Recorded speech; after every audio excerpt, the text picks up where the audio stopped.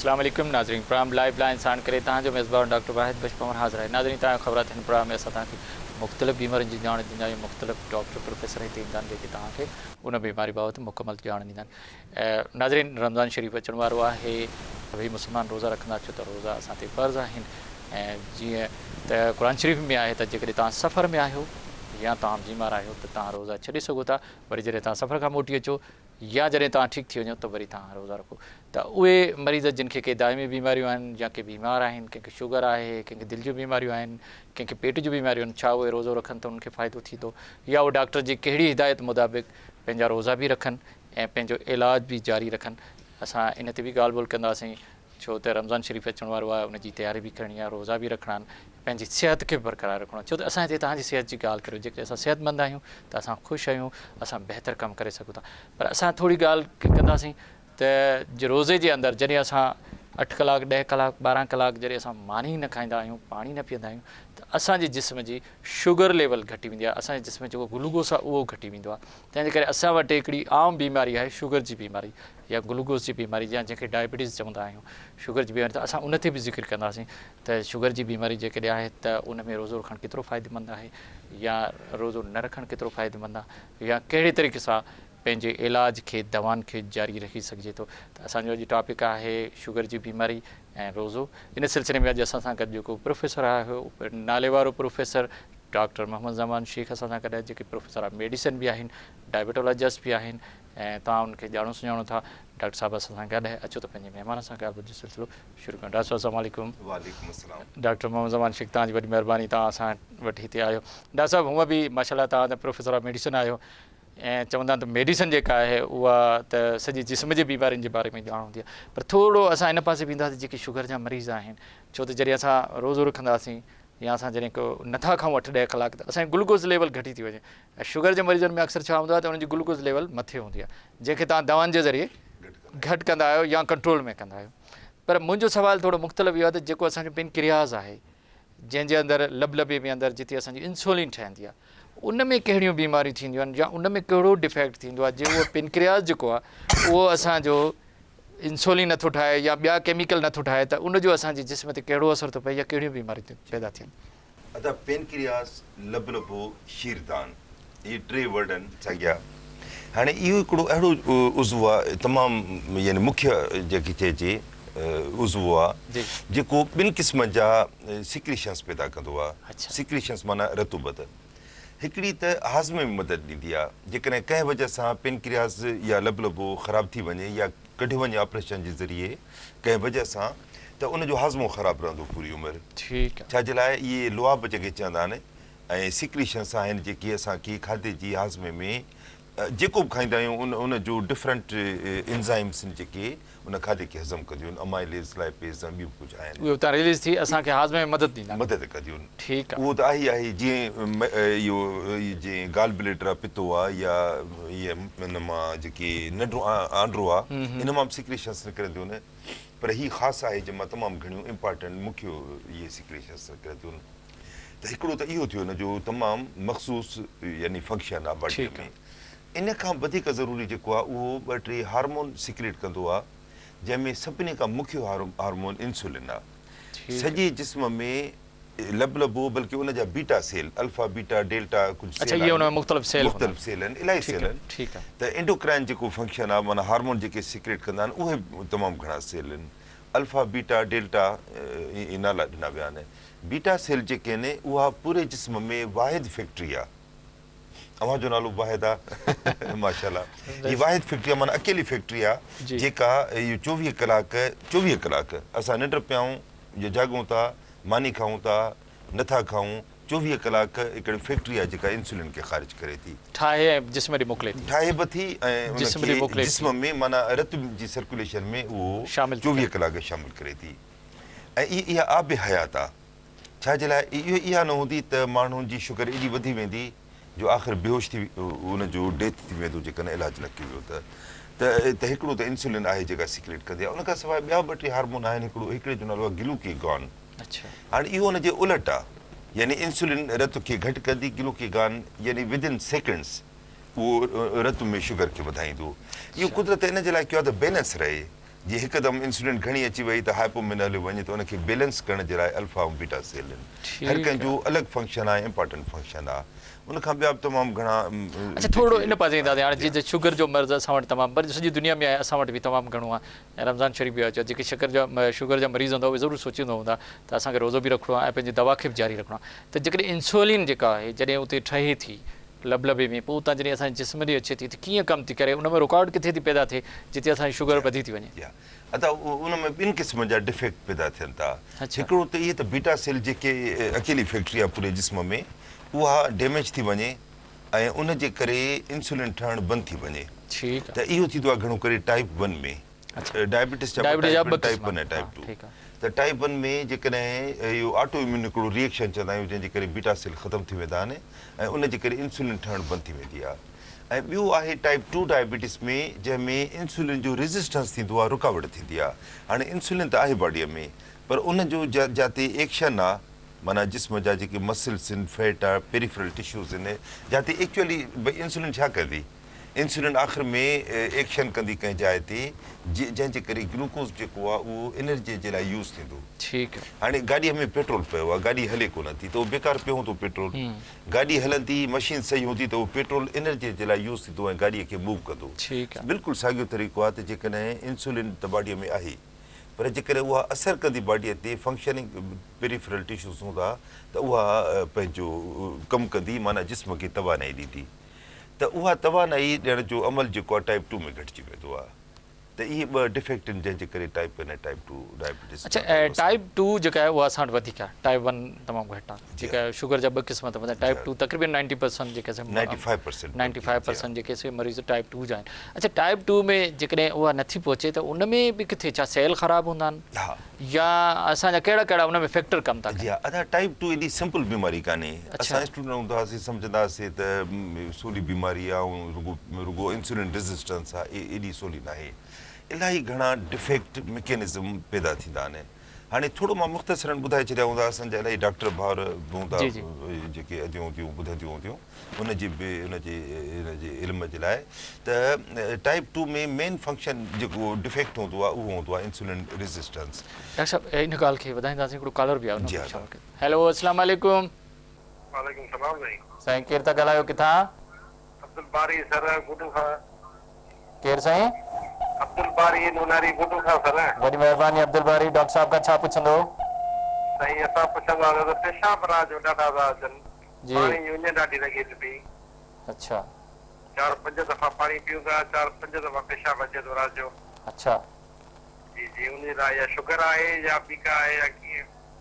अच्छा तव्हांजी उमिरि घणी आहे उमिरि साईं तक़रीबन 42 साल अथव 43 साल कंहिं डॉक्टर ॾे विया आहियो या न ॿी का तकलीफ़ आहे न ॿी तला पर बीका अहिड़ी का तकलीफ़ कोन्हे साईं चलो इहो हाणे शुरू थियो आहे या अॻे इहे शुरू खां हाणे 2 हफ़्ता खनि थिया आहिनि तक़रीबन 2-2.5 हफ़्ता ठीकु आहे वरी फैमिली हिस्ट्री आहे डायबिटीज़ तव्हांजे फैमिली में कंहिंखे शुगर आहे हा सर हा मुंहिंजे वालिदा खे मुंहिंजे वालिद साहब खे वज़न वधीक आहे तव्हांजो वज़न कीअं आहे जी जी जी तव्हांजो वज़न वधियल आहे या नॉर्मल आहे वज़न त नॉर्मल सर बिल्कुलु तव्हांजो वज़न नॉर्मल आहे जी जी जी ठीकु आहे तव्हांखे जवाबु ॾींदो वॾी महिरबानी तव्हांजी असांखे फ़ोन साईं चए थो त मुंहिंजी वालिदा बि जेका उहा बि हिस्ट्री आहे हिन में शुगर आहे वालिद साहब खे बि आहे उमिरि कोई तक़रीबन 40 या 42 साल आहे हाणे कुझु हफ़्ता हा कुझु अर्सो थियो हाणे 2-3 हफ़्ता थिया आहिनि त राति जो पेशाब वधीक था अचनि उञ वधीक थी लॻे छा इहा न हिकिड़ी निशानी खे बि असां शुगर चई सघूं था स्ट्रॉन्ग फैमिली हिस्ट्री आहे पीउ माउ खे डायबिटीज़ सां माना इनखे असां चवंदा आहियूं स्ट्रॉन्ग फैमिली हिस्ट्री अच्छा ऐं इन में डायबिटीज़ अधे में थियण जा चांसिस तमामु घणा आहिनि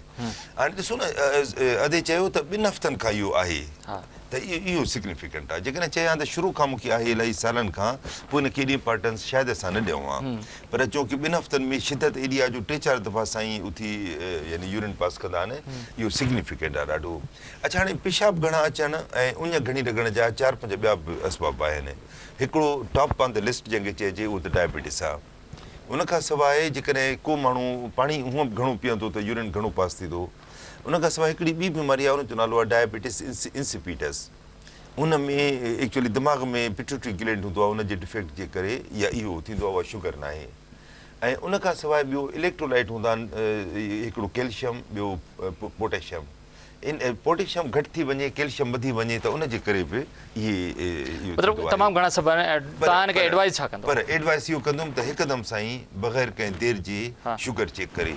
हाणे शुगर खे कंफर्म करण जो तमामु आसान तरीक़ो आहे, चंद मिंटनि में कंफर्म थी सघे थी ऐं उन में चंद रुपयनि में घणी महांगी बि कान्हे। कंहिं सुठे डॉक्टर जी शुगर चेक कराए, जेकॾहिं आहे त इलाज कराए वञे साईं रुॻो कंहिं बि सुठी लेबोरेटरी में वञी पंहिंजी फास्टिंग ब्लड शुगर चेक कराए, उहा जेकॾहिं 100 खां घटि आहे त साईं बेफ़िक्र थिए, 140 खां नेरनि खां 2 कलाक पोइ घटि आहे त बि साईं बेफ़िक्र थिए। ऐं जेकॾहिं HbA1c जेका 3 महीननि जी एवरेज ब्लड शुगर आहे उहा 5.7 खां घटि आहे त बि बेफ़िक्र थिए। पर जेकॾहिं वधीक आहे त पोइ इलाज शुरू त या त प्री डायबिटिक आहे या डायबिटिस आहे, पोइ इलाज शुरू कराए। जैसा हिकिड़ो ॿियो बि कॉलर आहे असांखे। हेलो अस्सलाम वालेकुम। वालेकुम अस्सलाम।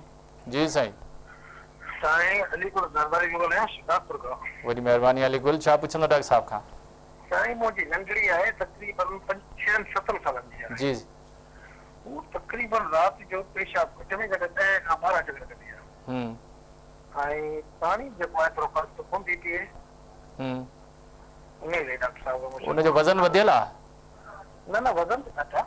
अच्छा, ॿी का तकलीफ़ आहे उनखे? न ॿी का बि तकलीफ़ न आहे, बिल्कुलु ठीकु आहे, बिल्कुलु तयारु आहे। अच्छा, कॾहिं कंहिं हिन मसइले ते कंहिं डॉक्टर सां ॻाल्हायो अथव? डॉक्टर हिते बसि साईं थोरो मशवरो पियो अथव, उहो चयो कुझु कोन्हे ख़ैर। डॉक्टर साहब तव्हां को सवाल पुछो। न इहो 7 सालनि जी काकी आहे साईं जी धीअ आहे, उनखे छा आहे यूरिन घणो थो पास, राति जो यूरिन घणो थो अचे, पाणी बि ॿियो कुझु। अच्छा, यूरिन बिस्तरे में थी पास करे छॾे? हेलो, आवाज़ अचे पियो मुंहिंजो? जी जी। भला राति जो जेको बिस्तरे में पेशाब करे थी या उथी वञी करे थी? न उथी वञी करे। उथी वञी करे। अच्छा, सिर्फ़ राति जो? ॾींहं जो घणा थियनि था पेशाब? हेलो जी जी। ॾींहं जो पेशाब थींदा आहिनि जो सिर्फ़ु राति जो थींदा आहिनि इहे? न मक़सद पेशाब जेको आहे अधु कलाक खां बाद में जेको आहे। ठीकु आहे, वॾी महिरबानी, तव्हांजी ॻाल्हि सम्झी वियासीं, तव्हांखे जवाबु डॉक्टर साहब। अदा जी हा, 7 सालनि में घणो करे टाइप 2 डायबिटीज़ न हूंदी आहे। ठीकु आहे, 12 सालनि खां अॻे त चवंदा 20-30 सालनि खां पोइ अॼुकल्ह ॿारनि में बि ॾिसूं था टाइप 2, पर 7 साल तमामु घटि आहे। उन में थियणु खपे त टाइप 1 थियणु खपे, जेकॾहिं हूंदी त टाइप 1 हूंदी। हाणे टाइप 1 में ईअं न थींदो आहे जो सिर्फ़ु राति जो 2-3 दफ़ा अचे, ॾींहं जो न अचे। उन में हिकदमि तमामु घणो यूरिन पास थींदो आहे ॾींहं जो बि, ऐं बाक़ाइदे माण्हू नोट कंदो आहे त ॾींहं जो तमामु घणो वधी वियो आहे ऐं राति जो पास कंदो आहे। उन खां सवाइ उञ तमामु घणी लॻंदी आहे, वज़न तेज़ीअ सां घटि थींदो आहे। अहिड़ी ॻाल्हि न, उञ बि नथी लॻे। थी सघे थो ॿियो बि को मसइलो थी सघे, ऐं ॿियो थी सघे थो, अलाह ख़ैर करे, ॿियूं बीमारियूं आहिनि, गुर्दनि जूं बीमारियूं आहिनि। साईं खे खपे त पंहिंजी काकीअ खे कंहिं सुठे डॉक्टर ॾे वठी वञे। अवल त चेकअप थींदो थोरो घणो, उन खां पोइ 1-2 टेस्ट थींदी जंहिंमें कंफर्म थींदो त इन जी वजह छा आहे। ठीकु आहे, वॾी महिरबानी डॉक्टर साहब, तव्हां ॾाढो सुठो आहे, जेसिताईं डॉक्टर नथो ॾिसे तेसिताईं हुनखे को बि एडवाइस नथो करे सघे, छो त इहे जी को निशानियूं ख़ासि शुगर जी नथी वञनि। हिकिड़ो ॿियो बि कॉलर आहे असां वटि। हेलो अस्सलाम वालेकुम। वालेकुम सलाम। अदा मलिक इलियास पियो ॻाल्हायां बज़ीन खां। वॾी महिरबानी इलियास। डॉक्टर साहब, मूंखे 22 इयर्स खां जेको आहे शुगर जो पेशेंट आहियां। जी साहब। ऐं 22 इयर्स खां शुगर जो पेशेंट आहियां। हा। ऐं रोज़ा रमज़ान शरीफ़ में पूरा रखंदो आहियां। जी। त हिनजो जेको आहे मेडिसिन जेको आहे सो यूज़ करियां पियो, जेको आहे सो एमरल 2 MSR हिकिड़ी गोरी सुबुह जो खाईंदो आहियां, हिकिड़ी गोरी राति जो खाईंदो आहियां। ठीकु आहे। ऐं बिलडॉस जेको आहे 50 mg जी 2 पेरनि जो खाईंदो आहियां। ठीकु आहे। हाणे जेकॾहिं रोज़ा रखां त पोइ मूंखे इहा मेडिसिन कीअं यूज़ करणु खपे? तव्हांजी उमिरि घणी आहे इलियास? मुंहिंजी एज जो आहे 58 आहे। जी 58 60 58 जी जी। ठीकु आहे। इन दवाउनि सां तव्हां नॉर्मल था रहो जॾहिं दवा खाओ था? पहिरीं त मुंहिंजी शुगर जेको आहे नॉर्मल न हुई, पर जॾहिं खां इहो 4-5 महीननि खां मुंहिंजी मेडिसिन चेंज कई आहे, उन खां पोइ मुंहिंजी शुगर हाणे जेको आहे नॉर्मल आहे। सुबुह जो 1 कलाक मुनो कलाक वॉक बि कंदो आहियां। ठीकु आहे। इंजेक्शन त नथा लॻारायो न? न, इंजेक्शन ते कोन पहुतो। ठीकु आहे इलियास, तव्हांजी जवाब ॾिजो, वॾी महिरबानी तव्हांजी, वॾी महिरबानी। डॉक्टर साहब, ॾाढी ज़बरदस्त ॻाल्हि आहे, चए थो इहे दवाऊं बि मां खां 5-7 महीना थी विया आहिनि, दवाऊं बि 2-टे ॿुधाई जेके, ऐं हाणे जेके मां रमज़ान शुरू आहे रोज़ा बि रखणु चाहियां थो, त मूंखे तव्हां छा एडवाइस कंदो इलियास खे? एक्चुअली असांजो मेन टॉपिक इहो ई आहे, हिन ते अचण वारा हुआसीं, पर मां साईं जो जवाबु ॾेई छॾियां। त असां हाणे ॾिसो न, इहे जेके बि शुगर जा मरीज़, इहे टाइप 2 आहे, छाजे लाइ जो गोरियुनि ते टाइप 2 वारी हलंदा आहिनि, टाइप 1 वारनि खे शुरूआति खां ई इंसुलिन उन ते अचो था, हिन साईं खे जवाबु ॾियो। त हाणे इहो आहे त असांजो हिकिड़ी पॉलिसी आहे, असां डायबिटीज़ जे मरीज़नि जा कुझु ग्रुप ठाहे छॾिया आहिनि, ऐं उन्हनि खे असां एडवाइस ॾींदा आहियूं त तव्हां रोज़ा कीअं रखो या न रखो त कहिड़ी एहतियात कयो। हाणे साईं जेको आहे उहो ॿी कैटेगरी में थो अचे, 2nd कैटेगरी, जंहिं ते पोइ ॻाल्हाईंदासीं। उन में उहे मरीज़ हूंदा आहिनि जेके सुबुह शाम टेबलेट वठंदा आहिनि। हाणे गोरियूं वठण जे लाइ मां इहो मशवरो ॾींदुमि त गोरियुनि जा नाला खणण त मुनासिबु न आहिनि। जेके तेज़ गोरियूं आहिनि सल्फर या ग्रुप वग़ैरह उहो अमूमन असां चवंदा आहियूं सुबुह जो वठो। छाजे लाइ सॼो ॾींहुं माण्हू मानी खाईंदो आहे त शुगर वधीक रहंदी आहे, हुनखे कंट्रोल करण जे लाइ। रमज़ान में असां हुनजो उलट चवंदा आहियूं त बहितर इहो थींदो त जंहिं डॉक्टर खां दवा वठे पर हिकिड़ो पॉलिसी ॿुधाए त जेकॾहिं सुबुह वारियूं जेकी दवाऊं न उहे असां इफ़्तार जे टाइम ते करे छॾींदा आहियूं। ऐं इफ़्तार जूं दवाऊं जेके हल्कियूं आहिनि उहे असां सहरीअ जो करे अमूमन हुनजो अधु डोज़ करे छॾींदा आहियूं। पोइ शुगर खे ॾिसंदा आहियूं त जेकॾहिं घणी आहे त पोइ डोज़ वधाईंदा आहियूं। ठीकु आहे। ऐं ॿियो त पंहिंजे डॉक्टर जे उहो त ज़रूरी आहे, पंहिंजे डॉक्टर ॾे वञे, उहो जेको एडवाइस करे उन मुताबिक़ जेको आहे उनखे शामिलु करे। डॉक्टर साहिबु तव्हां सां ॻाल्हाइण जो सिलसिलो जारी आहे, पर वक़्तु थियो हिकिड़े नंढे वक़्ते जो। नाज़रीन वठूं था हिकिड़ो नंढो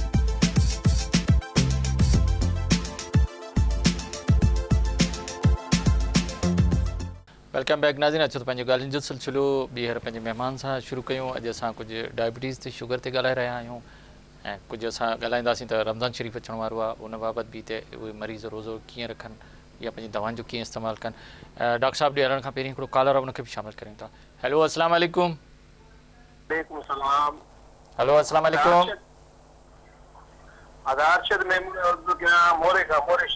वॾी महिरबानी अरशद। डॉक्टर मोहम्मद ज़मान शेख असां सां गॾु, छा पुछंदो? डॉक्टर साहब शुगर लो रहे थी मुझी जी, शुगर लो रहे 48 साल मुझी उम्र जी। शुगर मुझी लो थी रहे। शुगर लो थी रहे? हां लो थी रहे।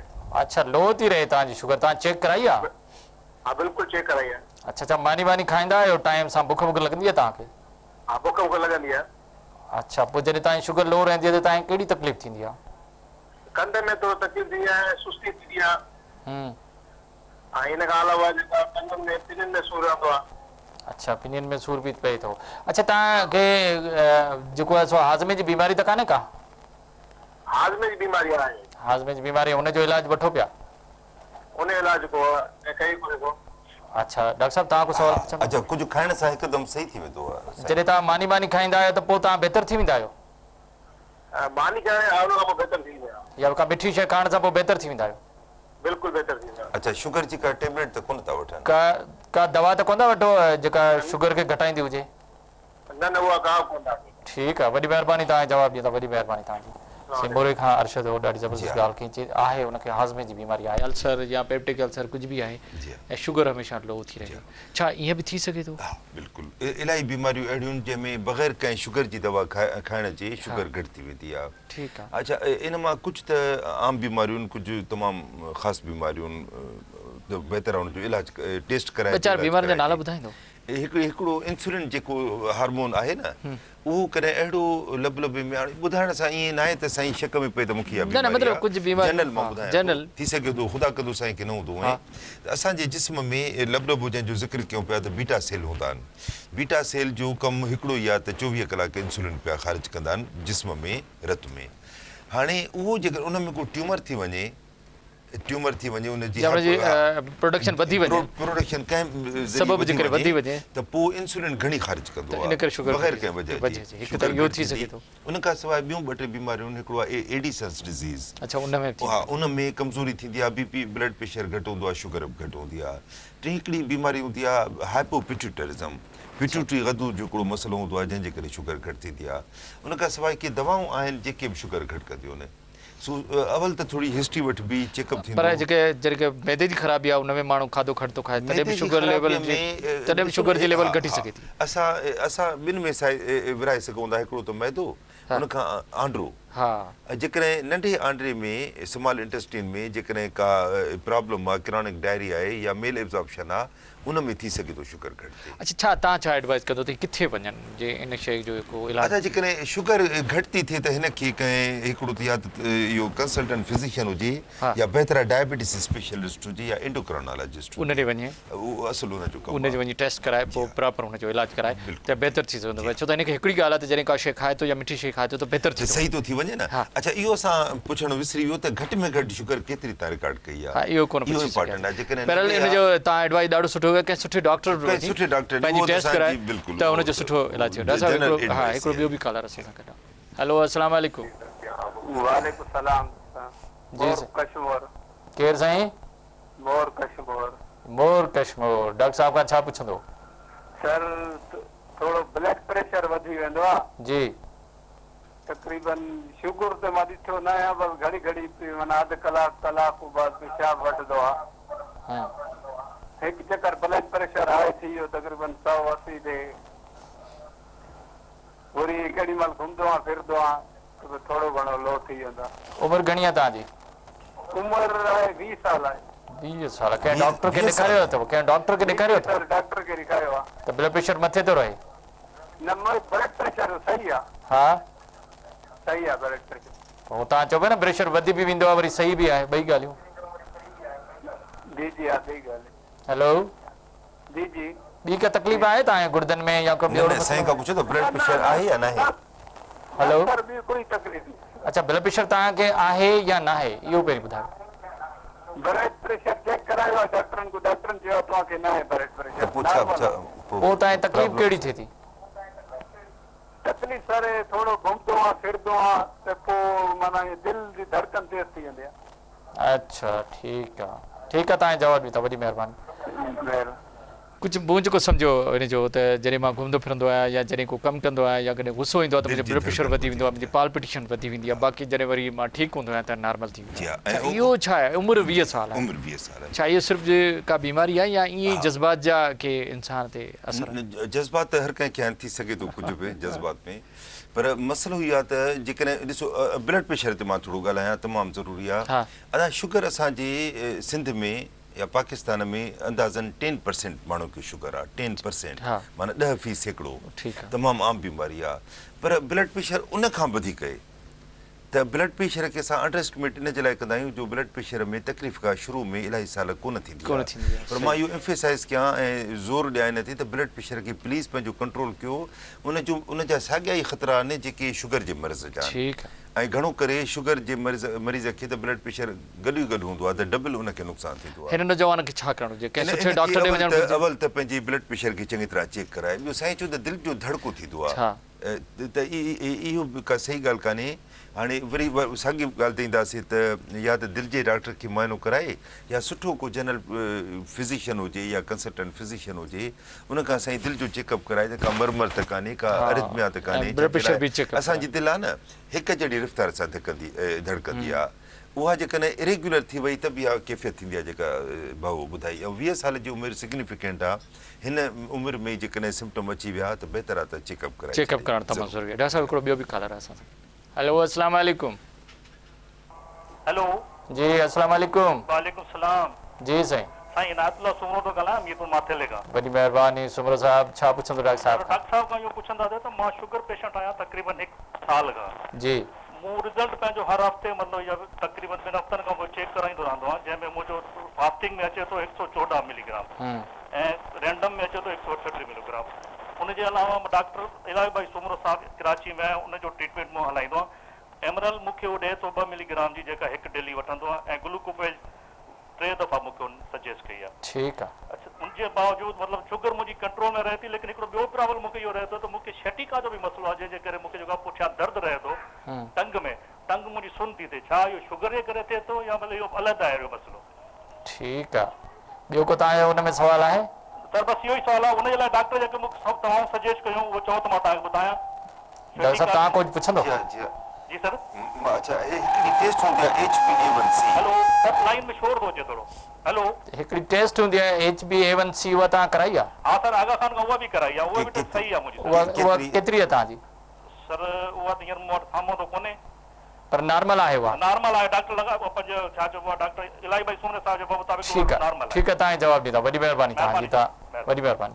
सुमरे साहब ॾाढो पंहिंजे मूंखे ॾाढो सुठो आहे, हिकिड़ो पेशेंट बि आहे पर ॾाढो ख़्यालु बि करे थो। इहो ई वॾी ॻाल्हि आहे। दवा बि टाइम सां खाए थो, पंहिंजो रेगुलर चेकअप बि कराए थो, तंहिंजे करे चए थो शुगर त मुंहिंजी कंट्रोल आहे। पर हुनखे शैटिका जो जेको मसइलो आहे, छा शुगर ऐं शैटिका का पाण में रिलेशन आहे? न, शैटिका जो शुगर सां को रिलेशन डायरेक्ट कोन्हे। ऐं शैटिका अलॻि बीमारी आहे। उन में हिकिड़ी वॾी नस थींदी आहे जेका चेल खां वठी टंग ताईं आख़िर ताईं वेंदी आहे। उनखे कंप्रेशन ईंदो आहे हिते दबाव अची वेंदो आहे ऐं उनजे करे सूरु हेठि दबाव हिते ईंदो आहे सूरु हेठि थींदो आहे पूरी टंग में उहा अलॻि बीमारी आहे उनजो अलॻि इलाजु थींदो कुझु टेस्टियूं थींदियूं ऐं उनजो अलॻि घणो करे हिन जो इहो कुझु हफ़्तनि में या कुझु महीननि में हिन जो सूरु ख़तमु थी वेंदो आहे तमामु सुठियूं दवाऊं हिन जूं आहिनि अच्छा डायबिटीज़ जे लाइ मां थोरो ज़िक्र कयां त साईं जो 114 आहे फास्टिंग ऐं रेंडम अलाए 2 आवर्स अलाए तक़रीबन 40 140 48 त मां हिते आइडियल ॿुधाए छॾियां छा आहे आइडियल आहे 110 पर 114 बुरी कोन्हे ठीकु आहे बिल्कुलु सही ऐं 140 ठीकु आहे ऐं इन खां वधे न सवाइ उन्हनि जे जेके तमामु कुराड़ा माण्हू आहिनि या जिन खे बुकियूं थोड़ियूं गड़बड़ आहिनि ख़राबु आहिनि या ॿी का सीवियर कॉम्प्लिकेशन आहे या दिलि जो मर्ज़ मां थोरो तव्हां इन जो फ़ाइदो वठंदुसि जे डॉक्टर सुमरो साहिबु ॾाढो कंट्रोल करे थो त जेकॾहिं हुनजी शुगर कंट्रोल आहे त रोज़ा बि रखी सघे थो अच्छा HbA1c जेका आहे उहा अची नॉर्मल आहे उहा नॉर्मल 6.4 खां घटि हुजे 6.5 पर चए थो डॉक्टर साहिबु जंहिंखे मां ॾेखारी उन चयो नॉर्मल ठीकु आहे ज़ाहिर आहे डॉक्टर जो कंहिंजो नालो बि वरितई त उन चयो त उहा नॉर्मल अच्छा हिकु इहा ॻाल्हि ॿी ॻाल्हि इहा त अच्छा ट्रीटमेंट साईं कहिड़ी ॿुधाई छा था कुझु ड्रग्स ॿुधाई टे कुझु ड्रग्स पर उहे टेबलेट ते आहे त बिल्कुलु टेबलेट सघे थो ऐं जेकॾहिं हिकु दफ़ो इंसुलिन ते आहे त बि रखी सघे थो रोज़ा ॿ दफ़ा इंसुलिन ते आहे त पोइ ॾिसणो पवंदो त कहिड़ी स्टेज ते आहे ठीकु आहे डॉक्टर साहिबु हिकु ॿियो बि कॉलर असां सां हेलो अस्सलाम वालेकुम साईं वालेकुम जी साईं केरु था ॻाल्हायो साईं जान मां लाड़काने खां थो ॻाल्हायां वॾी महिरबानी जान मां छा पुछनि डॉक्टर साहिब खां साईं शुगर जे बारे में पुछंदासीं साईं हा पुछो मां जी एज आहे तक़रीबन 48 साल जी MR2 सुबुह जो खाईंदो आहियां मुनो कलाक वॉक बि कंदा आहियूं जी खाईंदा बि सभु कुझु आहियूं जी तक़रीबन तकलीफ़ का बि कान्हे का अच्छा दवाऊं टाइम सां वठो पिया MR2 सुबुह जो नेरा नहीं अच्छा ॿी का तकलीफ़ त तव्हांखे कान्हे हाणे छा पुछणु चाहियो था डॉक्टर साहिब खां त रोज़ा रखणा आहिनि या वधीक को ॿी एडवाइस वठणी आहे छा रोज़ा बि रखणा आहिनि जो मुंहिंजी वाइफ खे थोरी हुनजी तकलीफ़ आहे असांजे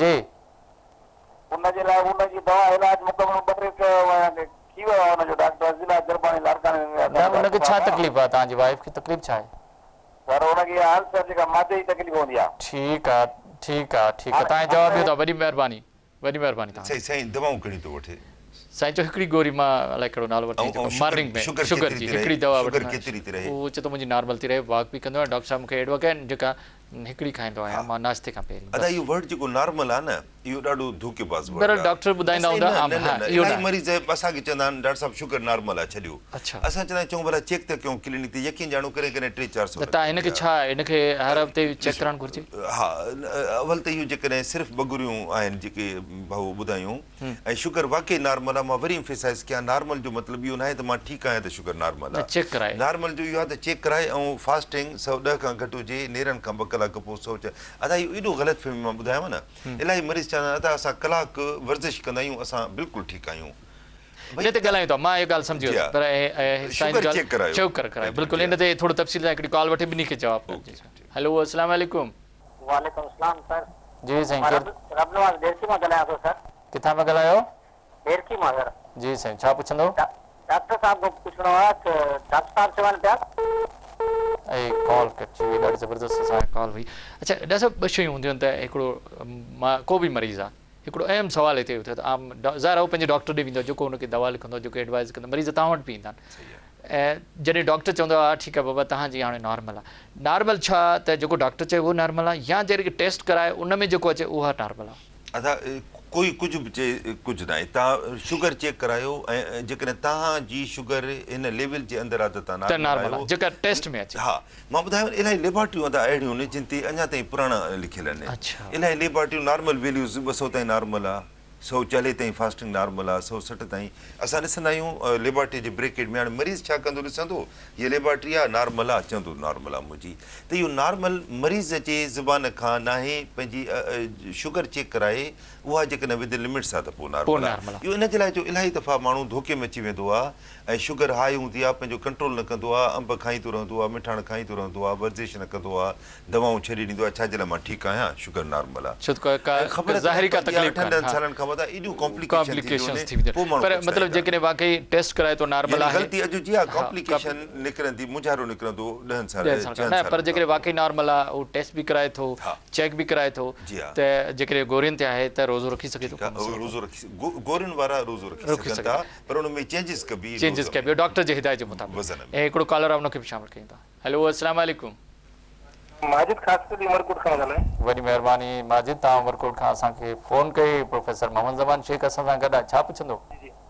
ब्लड प्रेशर जे बारे में पुछणो आहे बिल्कुलु पुछो साईं हाई लो ब्लड प्रेशर कीअं पेशेंट महसूस करे भई मूंखे हाई लो ब्लड प्रेशर आहे बस इहो पुछणो आहे कुझु ॿुधाईंदो इहो ई पुछणो आहे तव्हांखे माजिद जी हुनखे ख़बर पवे त लो ऐं हाई ब्लड प्रेशर आहे हुनजो कीअं महसूस थिए पेशेंट मरी सघे ठीकु आहे तव्हांखे जवाब ॾियो वॾी महिरबानी असां हिकिड़ो अहम सुवालु आहे त जेकॾहिं हाई आहे त असांखे कीअं ख़बर पए कहिड़ियूं असांजे जिस्म ते असरु थींदा जेकॾहिं लो आहे त असांजे जिस्म ते कहिड़ा असर थींदा हिकिड़ो आम माण्हू खे कीअं ख़बर पए त मूंखे ब्लड प्रेशर फौरन डॉक्टर ॾे वञे तमामु अहम सुवालु आहे आम सम्झण त उहो मां चवां पियो न हिकिड़ो ई सुवालु आहे तमामु अहम सुवालु आहे जी ॾिसो न इहे इन खे चवंदा आहिनि अलामतूं ब्लड प्रेशर जो अलामतूं छा आहिनि शुगर जो अलामतूं छा आहिनि अलामतुनि ते न वञो रीज़न इहो आहे त हाई ब्लड प्रेशर जूं कुझु अलामतूं आहिनि मां ॿुधाए छॾियां त थोरो मथे में सूरु थींदो थोरो यूरिन वधीक पास थींदो कॾहिं कॾहिं दिलि जो धड़को वधीक थींदो 1.5 साल कुझु बि न थींदो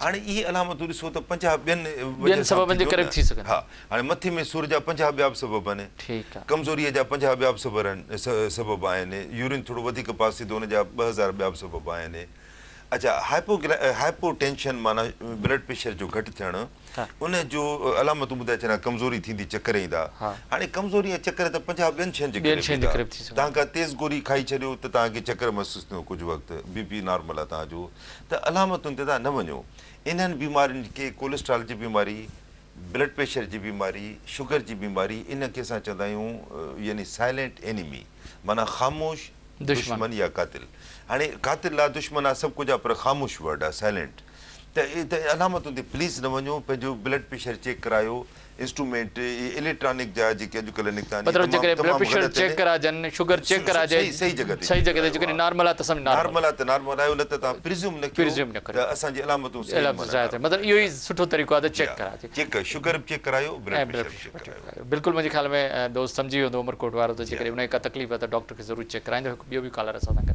हेलो अस्सलाम वालेकुम जी मोहम्मद अली खोसो छा पुछंदो डॉक्टर साहब खां जी डॉक्टर साहब इहो पुछां त मुंहिंजी अम्मा जो ब्लड प्रेशर तेज़ थी वेंदो धड़कन तेज़ थी वेंदी आहे उन उमिरि घणी आहे जी गोॾनि में सूर ऐं माना इहो जाम थींदो आहे हली माण्हू कोन अच्छा उमिरि घणी आहे अम्मा जी उमिरि घणी आहे जी अम्मा तक़रीबन 45 साल थी डॉक्टर खे ॾेखारियो अथव जी डॉक्टर खे ॾेखारियोसीं इलाज थियो चोथुनी में करायोसीं पर सूर छॾे ई कोन ब्लड प्रेशर वधियो वञे जाम 160 ताईं माना ब्लड प्रेशर थियो वञे न त हुन ब्लड प्रेशर जो कोई इलाज करायो पिया तव्हां जी जी ठीकु आहे ॿी का शुगर वुगर जी बीमारी त कोन्हे न शुगर वुगर का शइ कोन्हे अच्छा घणे अरसे खां इलाज पिया करायो तक़रीबन इहो इलाही टाइम बटे माना तक़रीबन 6-7 साल थी विया आहिनि मां कराईंदा अचूं ठीकु आहे तव्हांजो जवाबु ॾींदा वॾी महिरबानी मदर आहे जेको ॿ ॾींहंनि खां फ़ोन पे कयो न त मतिलबु 45 ईयर उनखे ब्लड प्रेशर आहे इलाज बि कराइनि था लोकल डॉक्टर पर उनखे जोड़नि जी तकलीफ़ बि आहे पर नॉर्मल नथो रहे त हिनखे छा करणु घुरिजे अदा ब्लड प्रेशर जेको आहे उहो शुरू में अधु गोरी 2 गोरियूं 3 गोरियूं वरी ॿिए क़िस्म जी गोरी 3 क़िस्म जी गोरी बिल्कुलु शुगर जे मर्ज़ वांगुरु शुगर जो मर्ज़ बि ईंदो आहे पहिरियों अधु टिकी फ़ाइदो कंदी पोइ 1 2 3 वरी ॿियूं 2 3 मिलाए पियूं वरी 4 5 मिलाए पियूं आख़िर में इंसुलिन त ब्लड प्रेशर जूं गोरियूं तमामु घणियूं असां वटि मौजूदु आहिनि बहितरीनु गोरियूं ऐं हिकु गोरी कॾहिं कॾहिं फ़ाइदो न कंदी आहे 2 या 3 ॾिसो न ब्लड प्रेशर कंट्रोल करणु डॉक्टर जो कमु आहे मरीज़ जो कमु आहे तव्हांजो न आहे तव्हांजो कमु आहे कंहिं सुठे डॉक्टर ॾे वञणु ऐं चेकअप करणु ऐं इंस्ट्रूमेंट सही हुजणु खपे घणा माण्हू मां हिते मां ॿुधाए छॾियां त अॼुकल्ह इलेक्ट्रॉनिक जा इंस्ट्रूमेंट था अचनि जेके ऑटोमेटिक आहिनि रुॻो हीअं करे ऐं बटण दॿायो तव्हांखे रीडिंग ॿुधाईंदा इहे तमामु ग़लति आहिनि इन ते ट्रस्ट न कयो इन ते हाणे कंदव तव्हांजी 1 रीडिंग ईंदी 2 मिंटनि खां पोइ कंदव सफ़ा रीडिंग अलॻि ईंदी उन ते ट्रस्ट न कयो आइडियल त हूंदो आहे मरकरी जेको पारे वारो जेको हूंदो आहे उहो सभ खां बहितरीनु आहे न त ॿियो सुठी क्वालिटी जा जेके गोल ईंदा आहिनि मतिलबु सुठे कंहिं डॉक्टर ॾे वञे सुठे इंस्ट्रूमेंट सां चेक कराए उनजो प्रॉपर इलाज कराए गोरियूं मौजूदु आहिनि ऐं कंट्रोल करणु खपे अच्छा डॉक्टर साहब टाइम बि ख़तमु थियण वारो आहे सवाल बि इलाही न कुझु ॻाल्हियूं हुयूं जेके रहिजी रमज़ान ते ॻाल्हि बि न पर मां आख़िर में इहो पुछांसि त जेके बि माण्हू शुगर जा मरीज़ आहिनि या ॿियनि क़िस्म जा त उहो रोज़ो कीअं रखनि उहो पंहिंजे डॉक्टर जी हिदायत जे मुताबिक़ रोज़ा रखनि दवाऊं कीअं जारी थोरा 2 टे लफ़्ज़ जेकॾहिं थोरो 2 टे मिंट आहिनि त मां ॿुधाए छॾियां त असां चइनि ग्रुप में विरहाया आहिनि शुगर जे मरीज़नि खे रोज़े रखण जे लिहाज़ सां हाणे उहे पहिरियों उहे आहिनि जेके डाइटिंग ऐं एक्सरसाइज़ ते वर्जिश ते कंट्रोल कनि था उन जे लाइ त बहितरीनु आहे रोज़ो रखण जो मतिलबु इहा डाइटिंग बेशर्ती बदपरहेज़ी न कजे इफ़्तारी ऐं सहरीअ जो ॿियो ग्रुप आहे जेको टेबलेट थो वठे गोरियूं जीअं अदे फ़ोन कई त उन गोरियुनि खे बि उहे बि रोज़ो रखी सघनि था पर कुझु गोरियूं रोज़े में सही न कुझु गोरियूं रोज़े में सही न आहे उहो डॉक्टर जी हिदायत ऐं असांजो चेंज थींदो वज़न सुबुह वारियूं शाम जो ॾींदा आहियूं शाम वारियूं सुबुह जो ॾींदा आहियूं घणो करे थर्ड उहा जेको हिकु दफ़ो इंसुलिन था हणनि बाक़ी वक़्त में टिकियो था खाइनि